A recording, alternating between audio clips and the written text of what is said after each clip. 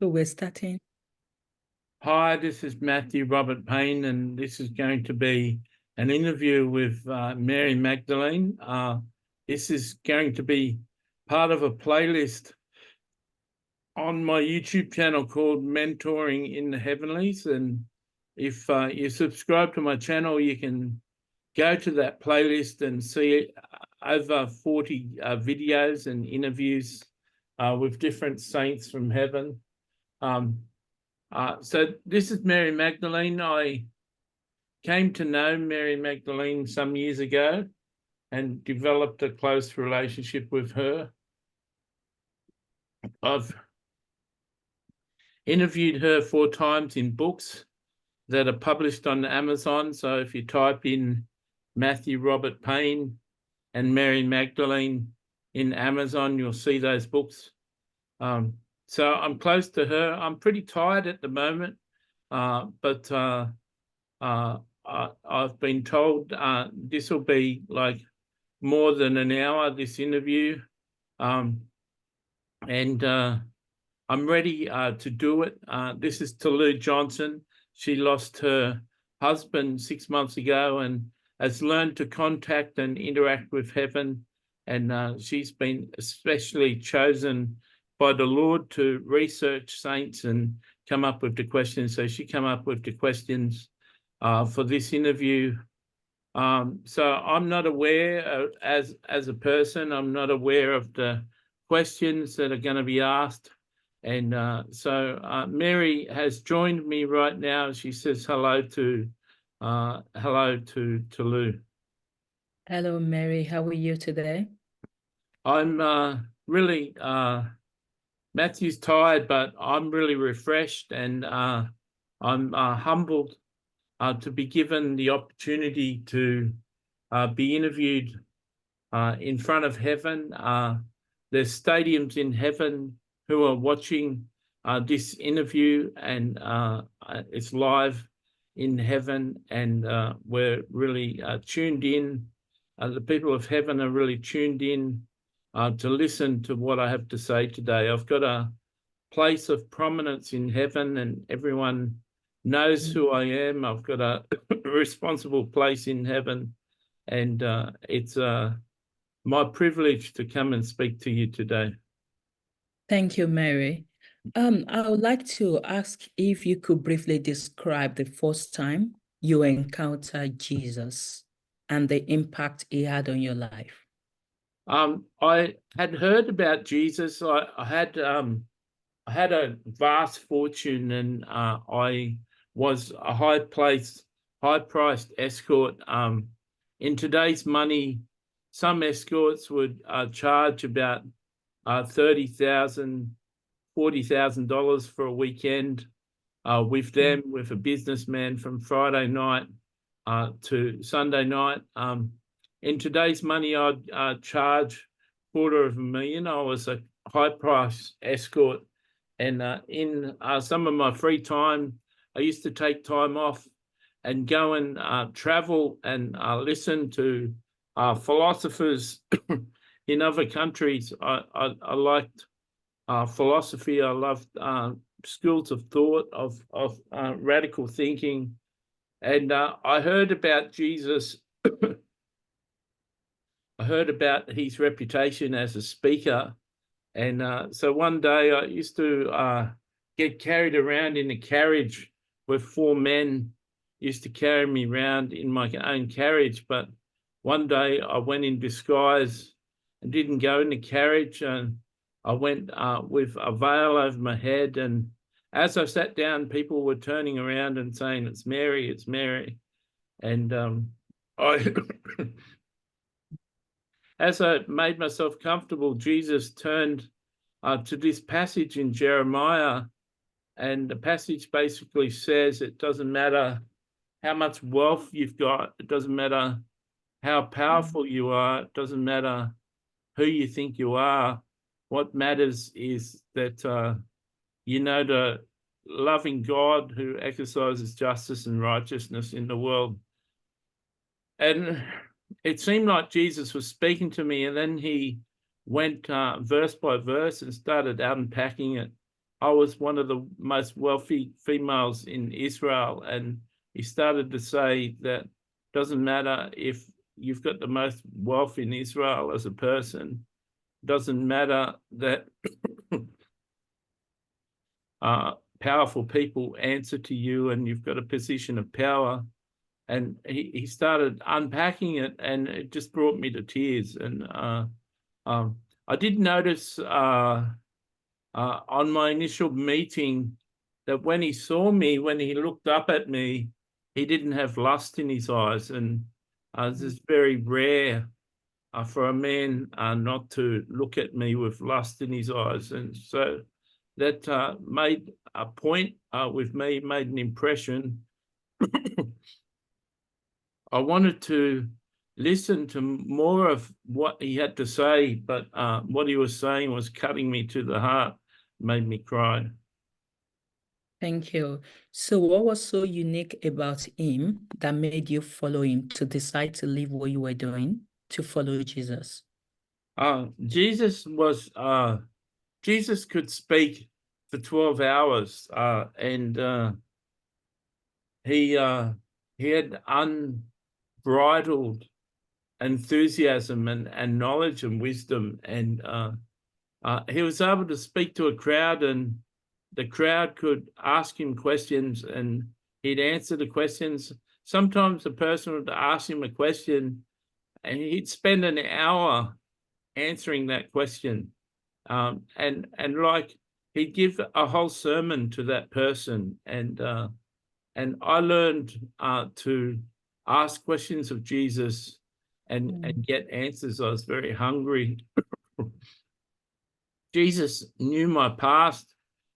He knew what I was doing, and he accepted me. And he even accepted my money to finance his work. And it's like he not only forgave me for sinning, but he used money that I'd used sleeping with other men. I'd earned sleeping with other men, and he totally washed my money clean and took my money. That would be like Jesus taking the money of a sex trafficker, to put in modern translations, like Matthew has known other escorts who went to church on Sunday, and they had their secret life, their personal life of going to church and being Christian women, but also being escorts. So Jesus was an amazing person to meet, and I really enjoyed my time with him, and I missed him sadly when he left. Thank you, Mary. What impact did that encounter had on you? Jesus accepting you for who you are, accepting your money, not condemning you. What impact did he had on you from that day onward? So I approached Jesus one day and said, well, Jesus, I approached Jesus, I was talking to him, he said that he wants me to come on the road with him and travel with him. I'd been taking time off and traveling out to different country areas where he was preaching. And so I'd been basically following him. And then one day, Jesus came up with it and said to me that he wants me to follow him and be with him all the time. I said to him that my following him would give him a bad reputation, and he said, "Let me worry about the reputation. You come and follow me." And in recent years, people have written books about me in normal bookstores, and they've said that I married Jesus and had a royal family, and there's progeny that are a royal bloodline, but in order for that to have happened, Jesus wouldn't have died on the cross. So those books are in error. Most of what's written about me by other people is error, and there's a lot of people with fascination with me that are led down the wrong path. So I chose to follow Jesus. I invested my money with him, and I went on to invest a lot of my money in the early church. Thank you, Mary. Were you worried about leaving your occupation at that particular point in time when Jesus said, "Follow me"? So I left my occupation. I had enough money put away in property and investments that could last many lifetimes. I didn't need to work. I had enough money to live on. So I didn't need to practice my occupation when I met Jesus. Mm. I did my occupation for other reasons besides money. I did it for the company of men and for the power that I wielded over them. I got tremendous power being with powerful men, and I influenced government decisions, and I influenced decisions in my city. I influenced a lot of powerful men with my occupation. So leaving all of that behind, Jesus made it worthwhile to leave all that behind. Thank you. What message of love have you got for people that might be escort or doing things that the society counts dirty and might be feeling judged today? What message of love have you got for them? So this is a different question that I've never heard from Matthew in the books that I've done. I would tell girls that escorting or selling their bodies as prostitutes that you're dearly loved by God, and He loves you in the midst of your sin, in the midst of your profession, and I I look forward to the time that you have when you come to a place where you can leave that profession. Sadly, many people in the escorting business and the prostituting business, sadly, it's got a high income, and you get you get used to the income, and it becomes a trap. It's hard to go from $2,500 a week to a $400 a week job, and so you can be trapped in the lifestyle. But for those of you who listen to this video who may be in that type of work, I'll watch you and I'll be praying for you, and I'm on your side. Thank you, Mary. How did your relationship with Jesus evolve over time? Well, in those days, the boys were encouraged to study the first 5 books of the Bible, which they called the Torah. And the boys were encouraged to learn the Torah word for word, and they knew a lot of scripture and had to recite it at their bar mitzvah. But women weren't given the opportunity or encouraged to read the Bible. So when Jesus preached, he was preaching on a lot of verses and had a lot of context in what he was saying on verses that I hadn't heard of before. So it took a lot of time for me to read the scriptures and learn the verses that that he was preaching on. And I spent a lot of time asking me questions.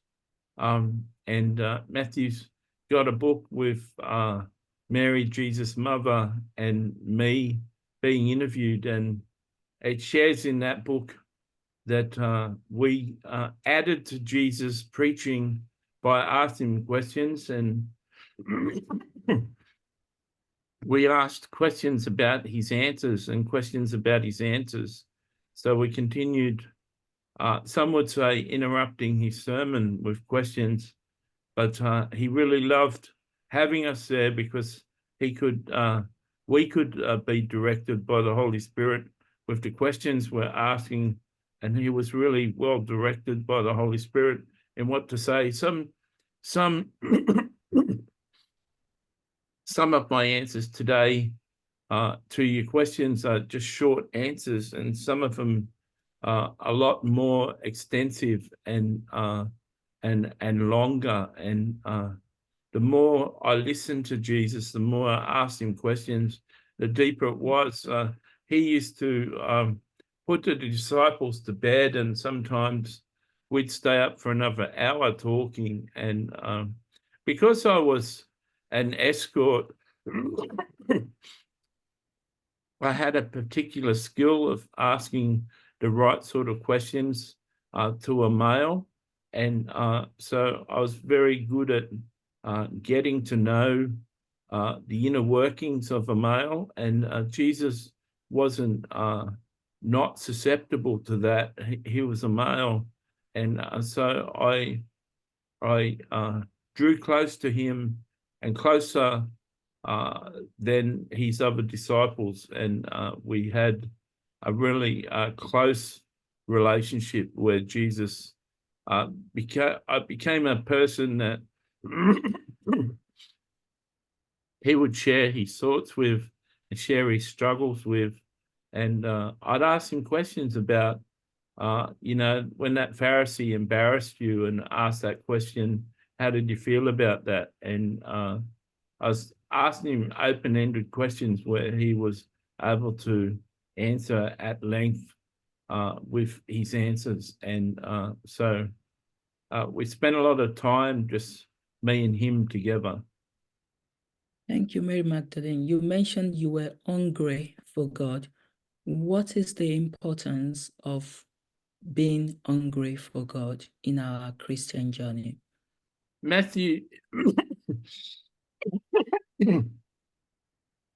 Matthew's unaware of how you become hungry. He's just been spiritual hungry. He's just been spiritually hungry all of his life, and he's got friends that are spiritually hungry. It's an important part. It's like living without thirsting. It's like living without water. There's certain people that can exist on hardly any water or any liquid a day, but most people consume water. And it's the same in the Christian faith, that there's a lot of people who aren't spiritually hungry, and they don't want to know more about God, and they're not always hungering for more information.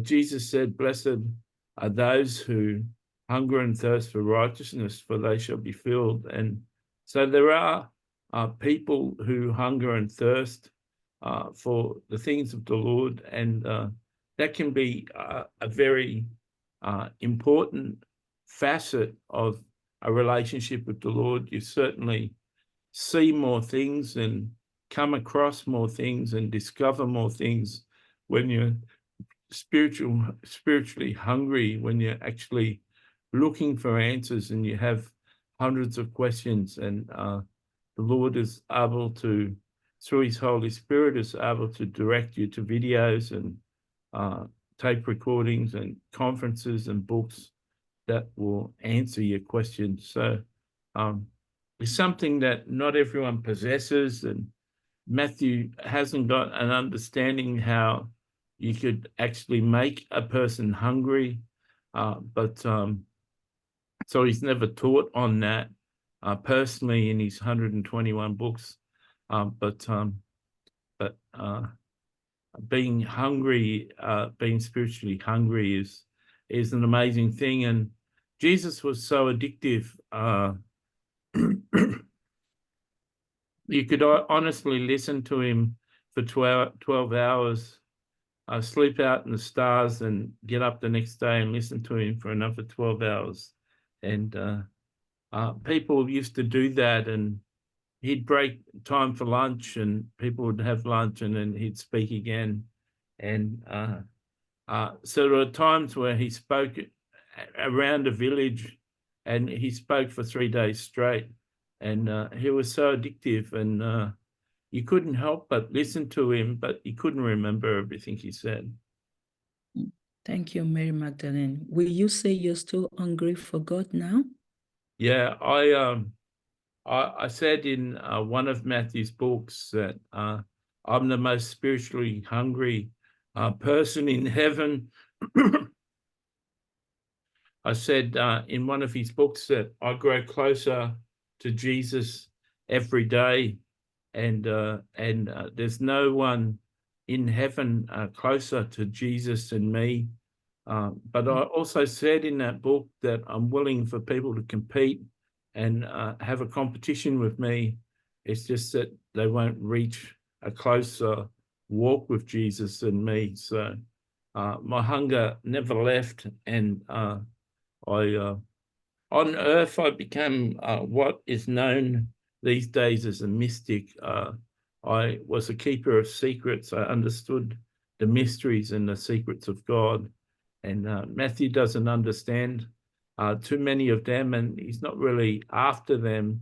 But some people would have called me a mystic. Thank you, Mary Magdalene. You did mention that you had a lot of influence on the early church. Can you go into a little bit of more detail about those kind of influence you had on Jesus and the disciples and the church at large? So I had a lot of wealthy clients, and when I stopped prostituting myself or escorting, they were very interested in my decision.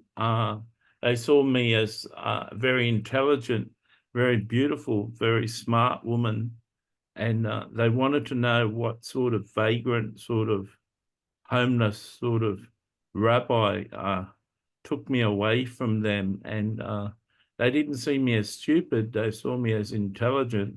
So they wanted to know all about this Jesus that had taken me away. They were impressed that the Pharisees didn't like Jesus, and he was a bit of a rebel according to the teachers of the law, and they were impressed by that because they weren't impressed by the Jewish traditions and the Jewish leaders. And so I used to take time aside when we're in town to speak to them and spend time with them. And because I wasn't charging them $1,000 an hour for my time, they were impressed to listen. And honestly, all they had for me was questions about Jesus and what's he like in this, and what does he think about this, and have you ever heard him speak on this? And they were impressed. And so many of my clients, which was modern day billionaires, like billionaires that used to afford to pay for me,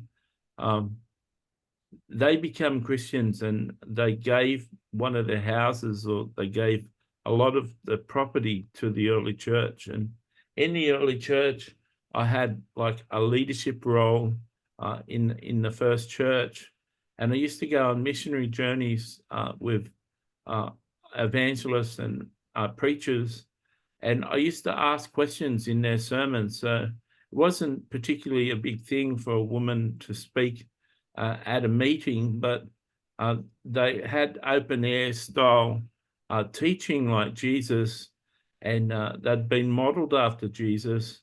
So they had allowed people to ask questions. So I used to direct the sermons with my questions, and the Apostle Paul really appreciated me asking questions when I went with him, and it really added to the flavor. And sometimes in the midst of the sermon, a teacher would ask me a question: what do you think about this, Mary? What do you think about this? And I'd be able to speak clearly because I'd been asked by a male to speak.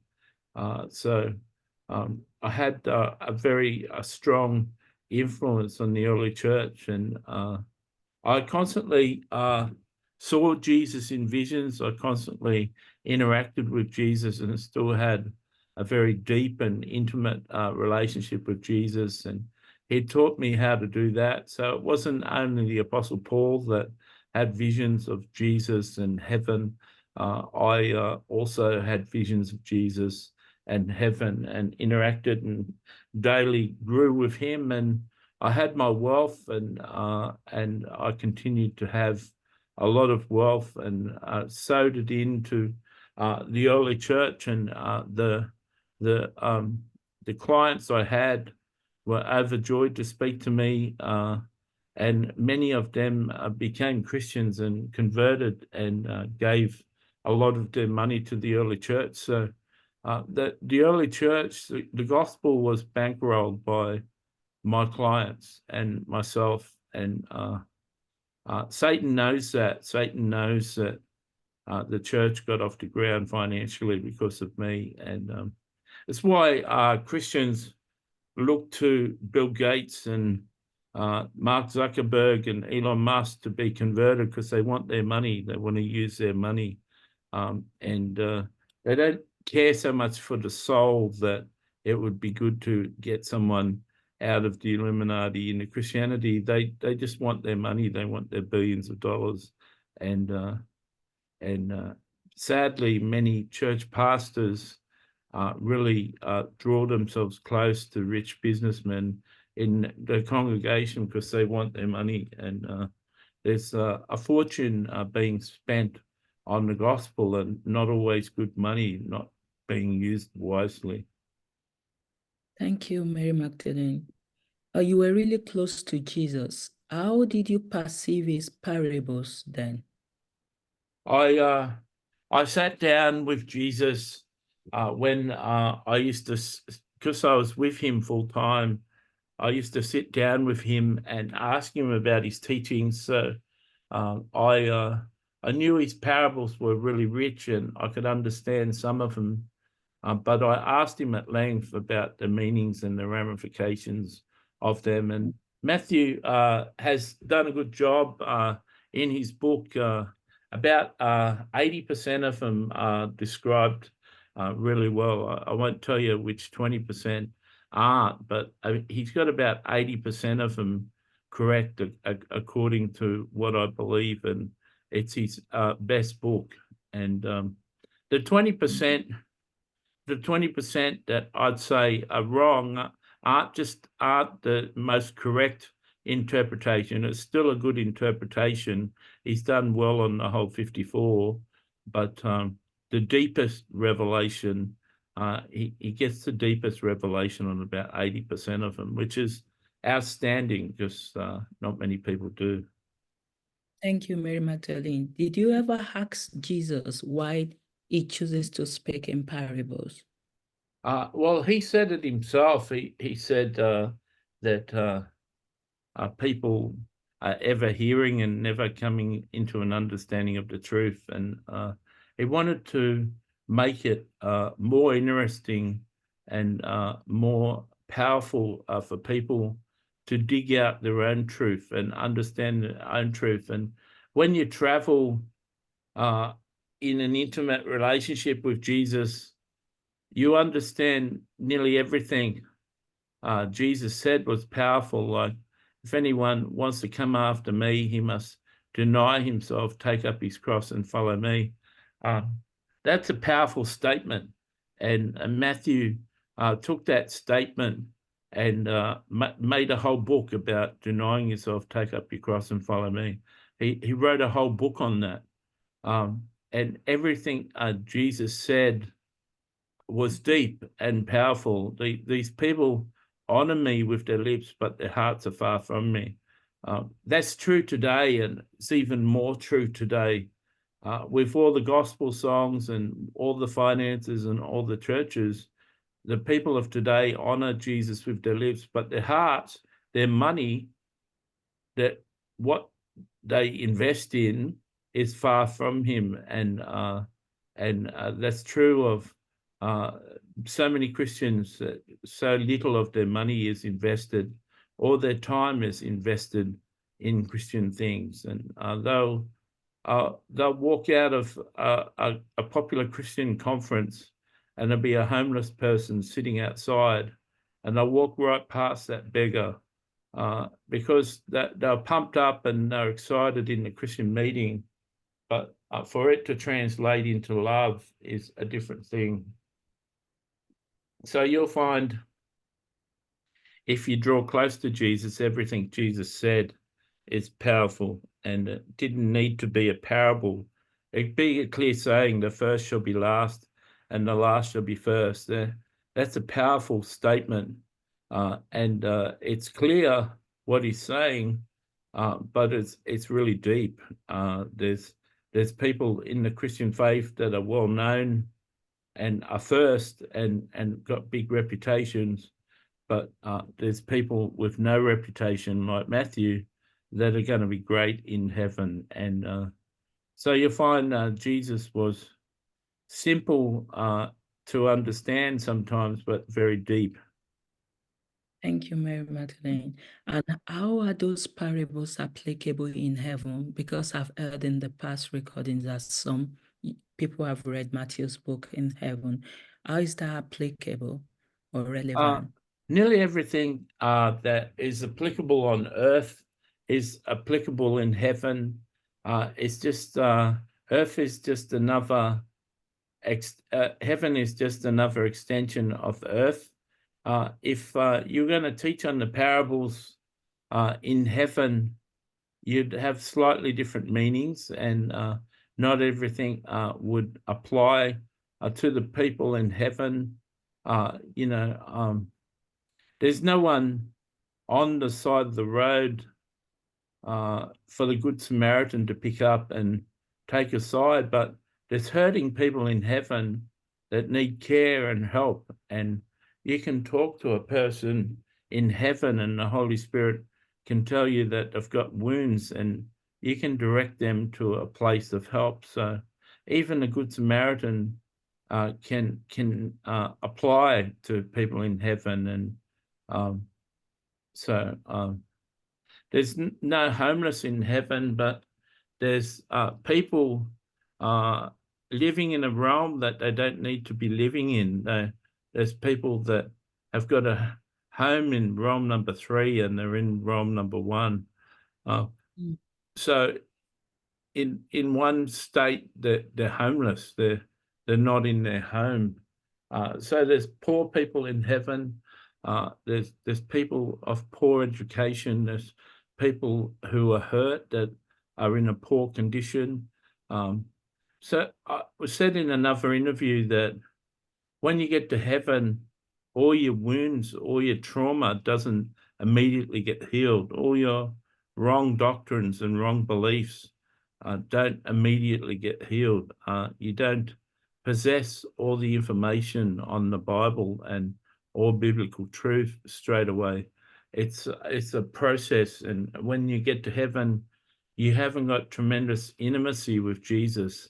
You get to heaven in the state that you were in before you got to heaven. So if you didn't have correct theology or great theology, it'll take a while in heaven. If you arrived in heaven and you're full of heartache and hurt and pain, and you suicided, it'll take a while in heaven to adjust.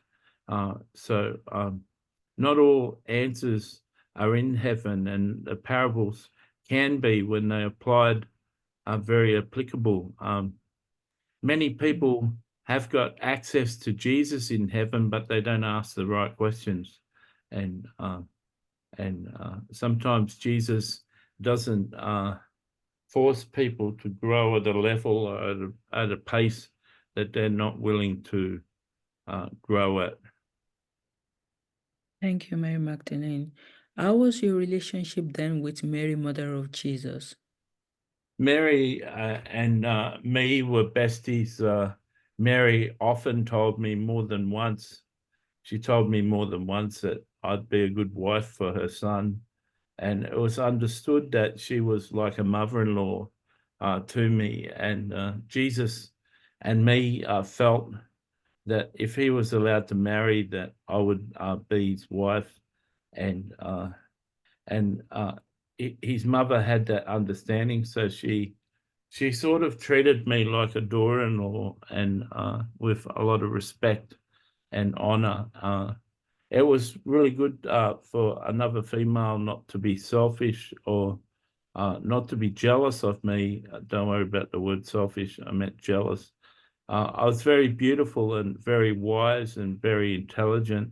A lot of women in Israel were intimidated by my beauty, and Mary wasn't intimidated. She had a son that was destined to save the world, and so she had a bigger frame of reference. She had a bigger frame of mind to be able to deal with me, and she told me multiple times that I was the best thing that's ever happened to her son. And that's the sort of words that if you're insecure or you got doubts or you're wondering about what your role is with Jesus, hearing that from his mother, that you're the best thing that ever happened to him, was good. And I'm Jesus' bride in heaven, and he kisses me on the cheek and kisses me almost on the lips, and we're really spiritually entwined and really emotionally together, physically together.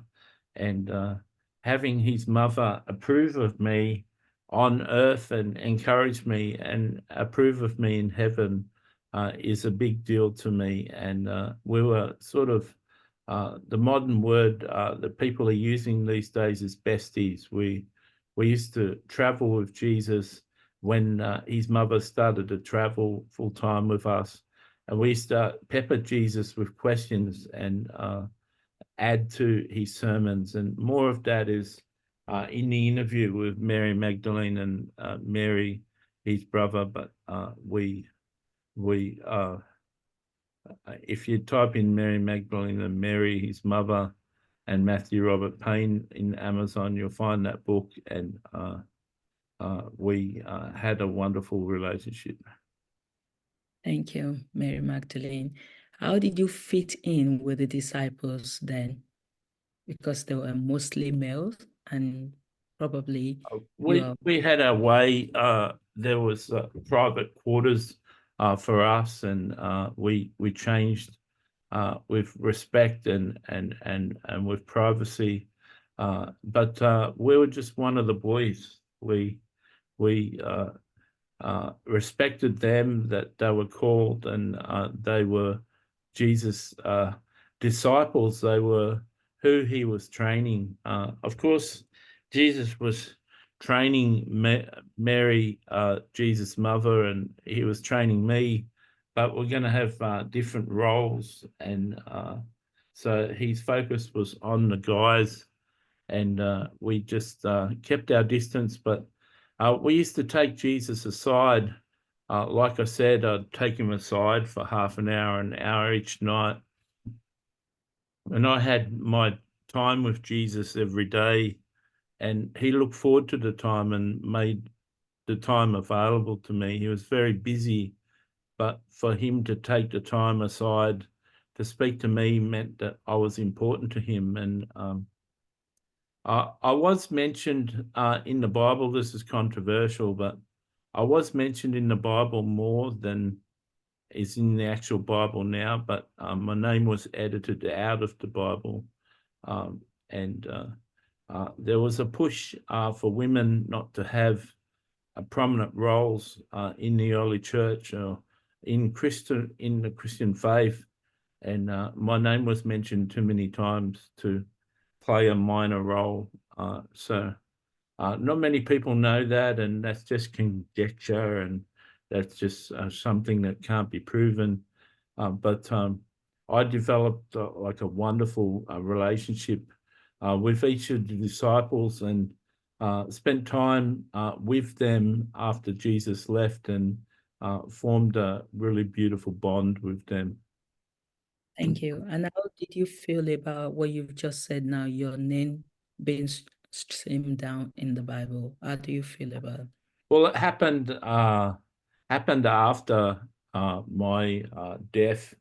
and Oh, I just came aware of it as heaven progressed, and mm, it just was a trend for men to take what Paul had written in his letters and mm. take the non-naming of certain women in the Bible and take it to its full effect of men dominating the Christian faith. Thank you. How did you cope with the pain of seeing Jesus on the cross? Um, that was um, that was a very painful experience for me. It was really hard to watch him suffer. What people don't know, and is covered in one of Matthew's books, is that Jesus was going to give up a half an hour before the allotted time when the sacrifice was going to be made in the temple at 3 o'clock. And at 2:30, Jesus said that he'd had enough. And I was able to talk to him telepathically, mind to mind, and count him down every minute and talk about scenes out of our life and things that he'd done. And remember the time you saw this person, remember the time you healed that leper, remember the time you hugged her. We had a half an hour conversation until the time was there that he could give up his ghost and go and die. So not many people know, it's not recorded in the Bible, and no one really knows that. But I was essential to have there, and it was good that he'd taught me how to speak mind to mind telepathically, because we couldn't have had that shouting out underneath the cross and him talking back and forth. And so he suffered for that half an hour, which was really hard for him, and died at the exact perfect time as the sacrifice was being taken in the temple. Thank you, Mary Magdalene. What impact did that sin had on you after Jesus has gone to heaven? I I knew before Jesus was crucified that he was going to die.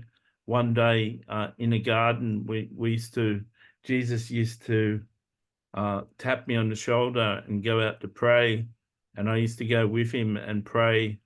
And one day I approached him and said, "Are you ever going to marry?" And he started laughing, and then he said, "I'm never going to marry, not even you."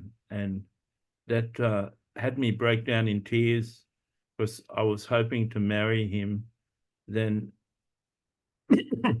I was bold enough to ask him why not, Mm, and he said because they're going to crucify me, and I'm going to lose my life, and I'm going to leave Earth. And then I cried for half an hour, and he consoled me, and he said that we're always going to be in touch. You're going to see me in visions and talk to me, and you'll be able to talk to me like we're talking now. But you'll be able to survive, and everything will be okay. But I need to die for the sins of the world. And mm, he said, I can't be your partner because I'm going to marry every female in the world, and you wouldn't stand in the way of them. And I said, no, I wouldn't. And so he told me that he was going to be crucified. So that was a few months before he actually was crucified. So I was mentally prepared. The disciples, he'd tried to tell them a number of times, and it was just written in their theology. They just had a theology that said that the Messiah was going to rise up and conquer Rome and come to power, and they just couldn't understand that he was going to die because they didn't understand that theology. So I was more prepared for his death than all the disciples and even his mother, and so I was able to cope better. And not all the disciples had visions of Jesus and interacted with him like a mystic, like I did. but I coped very well with Jesus leaving. Thank you, Mary Magdalene. You were really close to Jesus. How was it like for Jesus carrying the burden of this crucifixion before it happened? How was it for Jesus to be whipped Yes. and Now, to know that he will have to go to the cross for us one day to die. How was it like Jesus carrying that burden every day throughout the time you knew him? Jesus didn't Jesus kept some things private. We had a couple of conversations about that, and he broke down in tears, the pressure, but um, he knew that that was his burden to carry. He didn't share that with the disciples, and he only shared it with me twice. And it didn't come from a question of mine, it came from another subject, and he just changed onto that subject and talked about it. Though on special days, we were really getting on well and having like a really long conversation, and it just bust out of his privacy, and he shared that it was a burden for him, but he didn't talk about it often. He just kept it in a like a private, concealed space. But I did know about it. Jesus wasn't self-centered. He wasn't about himself. He was really, even though he was a great communicator, he was private. He was private about his feelings and certain things, and that's why I had to ask him hundreds of questions to dig up his responses and dig up what he really feels, because he was really private about his own feelings and his own self. And I dug him up most times, but that burden of going to the cross, we only discussed 2 times, and shortly the first time, and more at length the second time. And I asked him how he was going to handle it and how he was going to cope, and he honestly didn't know. It was a mystery to him. He didn't do a lot of thought about it. Thank you, Mary Magdalene. What can we learn from Jesus' approach to how he lived on earth? You said he was not self-centered. How can we follow that same principle, or what can we learn from Jesus, the way Jesus lived on earth, not being self-centered, not having self-pity for ourselves, especially when we go through challenges or pains that we don't expect? I would encourage you to focus on other people. See the needs in front of you. See the daily needs that people have. Notice that homeless person on the side of the street and give them some change, or stop and talk to them and make them feel like human. When you see a single mother at church, give her some money for her and her children. Focus on other people. Stop this incessant focus on yourself and selfishness. And if you start to give and start to minister to other people, get the focus off yourself, things will work out better for you and be more constructive for you. These interviews, for instance, they're hard for Matthew to do. He's got to come into another mindset and almost go into a trance in order to do them. And they're only for other people. They're only for heaven to be educated, and the few people who actually watch them. There's a lot more effort to these interviews than worthwhile the people. Like, even if the Michael Jackson interview he did recently had 205 viewers, but only 5% of the people watched it to the end. So there was only 10 people 12 people who finished that interview. It was a lot of work to do for 12 people. That's because Matthew's focus isn't on himself. He's not focusing on his own benefit and on his own need and his own desire. if only 12 people are watching a video, what's the use of spending an hour getting interviewed? Because his focus is on heaven. His focus is on the greater need. So the more you become focused on other people, the more you're focused on the greater need, the more beneficial your life will be. And so you can afford to be private. You can afford to keep a lot of your deep feelings to yourself and still be used effectively by God to minister to other people. Thank you, Mary Magdalene. What emotions did you experience when discovering the empty tomb of Jesus Christ? I was stunned and shocked, and I didn't know where he'd gone, and I was totally shocked. I thought someone had stolen the body. You didn't expect to see that. It was a surprise. No, So no, when I saw the gardener, I eventually realized he said to me a word, and I eventually recognized it was Jesus. I wasn't allowed to hug him then. He said he had to go to heaven. So I actually went and took the message back to the disciples, and John and the other disciple ran. It's in the book of John, and they didn't initially believe. Like if they believed, they wouldn't have had to go to the tomb, but they had to see for themselves. And I think that's surprising that that's the case. I think it's a real honor that Jesus appeared to me before he appeared to anyone else. And he appeared to me when he hadn't ascended to the Father. And what you'll notice there in that scene is that he was in a body that I didn't recognize. I'd been with Jesus for 3 years and he looked different. And the men on the way to Emmaus also walked with that stranger for hours, and he was talking about the scriptures, and they didn't recognize him. So he was in a body that wasn't recognizable. And the truth of the matter is Matthew's met Jesus in the flesh a number of times, and he's always in a different body.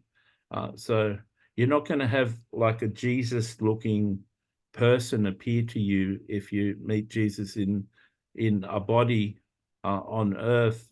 You've just got to be willing to be sensitive to the Spirit to recognize it's Jesus. thank you, Mary Magdalene. You have been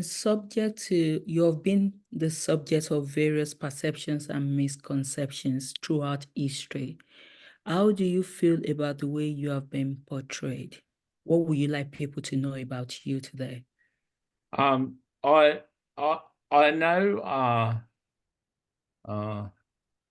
when I said to Jesus, when he invited me to travel with him, I said, I'll bring your name into disrepute.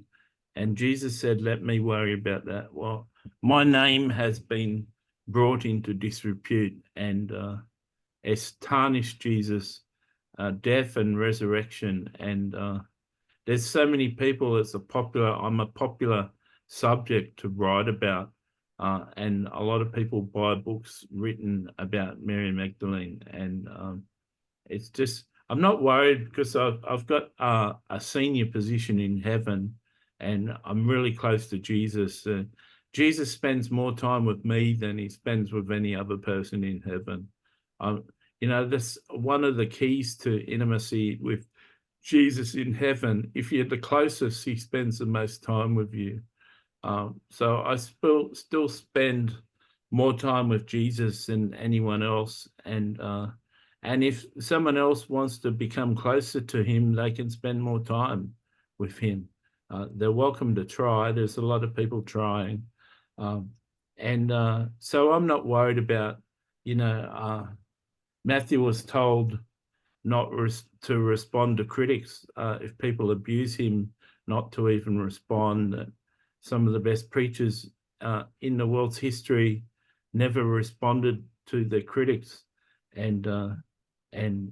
So good on the people writing mistruth about them, as long as they're making some money and making a name for themselves.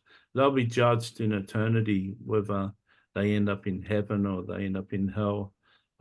And I wouldn't like anyone to go to hell, but you'd just be certainly disciplined by the Lord for writing mistruth about me. A lot of people believe the lies, and it takes a lot of people astray. There's a book called Conversations with God by Neil Donald Walsh that leads millions of people into Satan's kingdom and has millions of people believing the voice of Satan is actually God. And Matthew did a video series of the first 15 pages of that book, and then Jesus told him to stop doing videos. So, you know, that book says that a priest shouldn't be trusted, a reverend shouldn't be trusted, and the word of God shouldn't be trusted, and the Quran shouldn't be trusted. Everything that had to be trusted was what this guy was saying and who was saying it. That needed to be trusted, but no one else. So books can be misleading, and there'll always be misleading information in the world. And there's not a lot of people who will actually watch this video, but the whole of heaven is watching it, and the whole of heaven knows who I am, and they can see me in a nice red dress standing on the stage speaking this, and I really love all of you in heaven, and I'm pleased that you serve Jesus. Thank you, Mary Magdalene. Looking back on your journey with Jesus, what do you believe is your most significant contribution? I think that my most significant contribution was me interrupting in his sermons and asking him questions. I think I really added to his audience's perception and understanding of what he was teaching. Sometimes Jesus wanted to narrow down on a point so much that it was hard to get him off that point. And sometimes people needed more information about each of the points he was making, but he was going after this conclusion. I know the conclusion he was going after, but sometimes people needed more explanation about each of his points. So I'd ask him on the way to that point, I'd ask him the questions that had him explain things simpler. You know, Jesus is very profound, and listening to 12 hours of him, it will just spill your mind. So some of the people remembered my question, because it's the same question that they had, and they remember the answer to that question. So they come away from that day with a couple of questions answered that they had, and they'd remember that. And that was important for the people, that they remember something from what he said, because honestly, you may have listened to this video, but you probably don't remember much of it. And Jesus was the same. He was really profound, and Matthew finds his words in the Gospels really deep, and they're so rich. And so can you imagine him speaking for 12 hours? You could sit down and read the 4 Gospels in about 3 hours. And it's another 4 times that amount that's going to be spoken in a 12-hour day. So John said, if everything Jesus said and did were written in books, the world wouldn't be big enough to contain it. So Jesus said a lot. And so I say my most great contribution was expounding on what he said. And sometimes he'd even just ask me, so what do you think of this point, Mary? And I'd do a mini preach, and Jesus started to ask me to preach, and he'd give me a subject and have me preach to the crowd. But my second best contribution was financing his kingdom. I put my finances and my clients' finances into the early church. And the church wouldn't be what it was today if it wasn't for that finance. And people don't know that. And, that's an example is don't let your right hand know what your left hand is doing. That someone could have bankrolled the whole church. You can bet if a male financed the whole church or was responsible, that would have found itself into official writings. But because the female organised it, it's not written. But that's the second contribution. But even more than those two is my relationship with Jesus right now. That's really important to Jesus, and he suffers. He's got a lot of anguish. He's got a lot of depression. He's got a lot of sadness of what the world is in, and just to be his buddy and his friend is an amazing contribution to him right now. Thank you, Mary Magdalene. What message have you got for the people of heaven, especially based on your closeness to Jesus? You'll never regret drawing close to Jesus. And Matthew has a book called 7 Keys to Intimacy with Jesus, and all of you listening have read that book. But if you go to the screen and on your iPad now, you press on the button 7 Keys to Intimacy to Jesus. That's a 3-week course of videos that you can watch that'll help you in heaven draw close to Jesus and draw into his intimacy. And some of those videos is me preaching and me teaching on intimacy. I'm the closest person to Jesus right now, and you know that by the way he treats me and the way he's seen with me and the position I hold in heaven. And so I encourage you to do that 3-week course of videos and grow in intimacy with Jesus. Intimacy is found in time spent, the time you spend with a person, and you don't have to be limited to Jesus seeing you 2 hours each week. You can speak to Jesus in your mind anytime. You can be talking to Jesus all day long in your job. And the more you do that, the more you speak telepathically to Jesus, the closer you become, and the more intimate your time spent with him face to face will be good. Just remember that the people of earth rarely see Jesus face to face. There's not many people on earth that have visions of Jesus who are skilled to have visions of Jesus. So you meeting Jesus 2 hours each week, you're so far ahead of earth. But there's people on earth like Matthew who speak to Jesus often and speak telepathically back mind to mind. And so you can grow close to Jesus in heaven by talking to him in your mind anytime you have a question. Thank you. Thank you, Mary Magdalene. How would you like to be remembered by those who learn about your story? I'd like to be remembered as a queen, as someone who up until the time the Queen of England come to heaven, I used to arrange all the functions of heaven, and I was like the Queen of Heaven until the Queen come here. And I just like to be remembered like the Queen of Heaven, Jesus' most intimate friend. And the title Queen isn't anything big for me, but it just shows rank and authority. But just to be remembered as Jesus' most intimate friend. And all of you ladies and men, you're welcome to try and compete with me to be Jesus' most intimate friend.